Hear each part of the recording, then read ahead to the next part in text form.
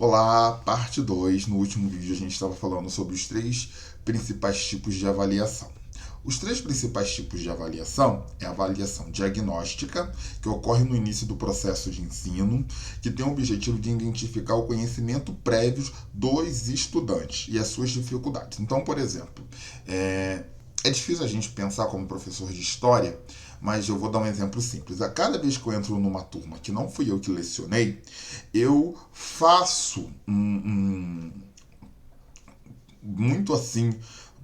Eu não atribuo isso dentro de um sistema, não me é pedido isso, mas eu faço uma avaliação do que aonde parou o conteúdo e vou vendo o que os alunos entenderam dos conteúdos passados. Então eu abro assim, fazendo questionamento, vocês viram isso, vocês lembram disso? Uns dizem que lembram, outros dizem que não lembram, outros realmente não viram.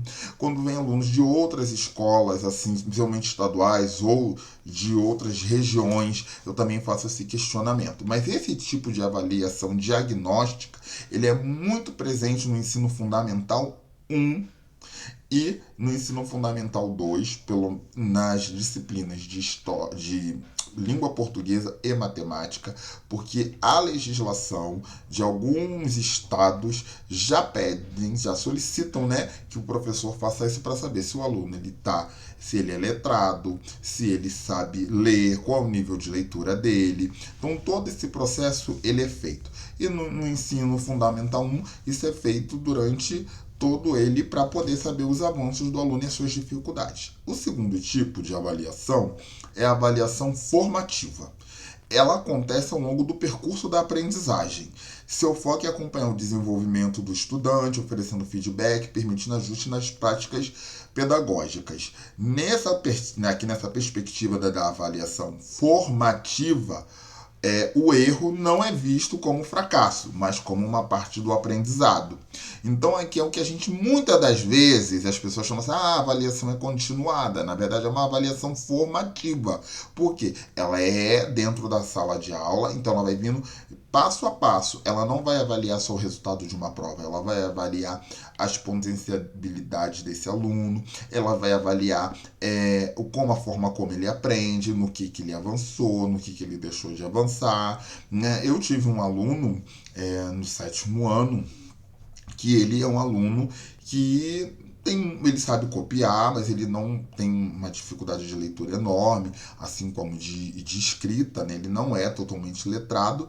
E eu percebia que ele tinha muito interesse nas aulas, então ele prestava muita atenção nas minhas aulas, e no dia da prova ele sentava do meu lado, eu lia para a prova para ele, claro que é uma prova adaptada, e a gente realizava a prova. Então eu percebi que durante o percurso em sala de aula, ele prestava muito atenção, esse aluno sempre ficou entre notas 7 a 9.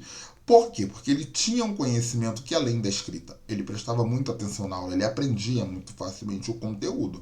Então, esse aluno, se ele fosse fazer uma prova, devido a ele não ser letrado e ter muita dificuldade de leitura, a nota na prova dele seria baixa, se você só desse para ele a prova escrita. Agora, do momento que ele fazia uma prova oral e que era acompanhado a formação dele no 7º ano, ele tinha notas maiores.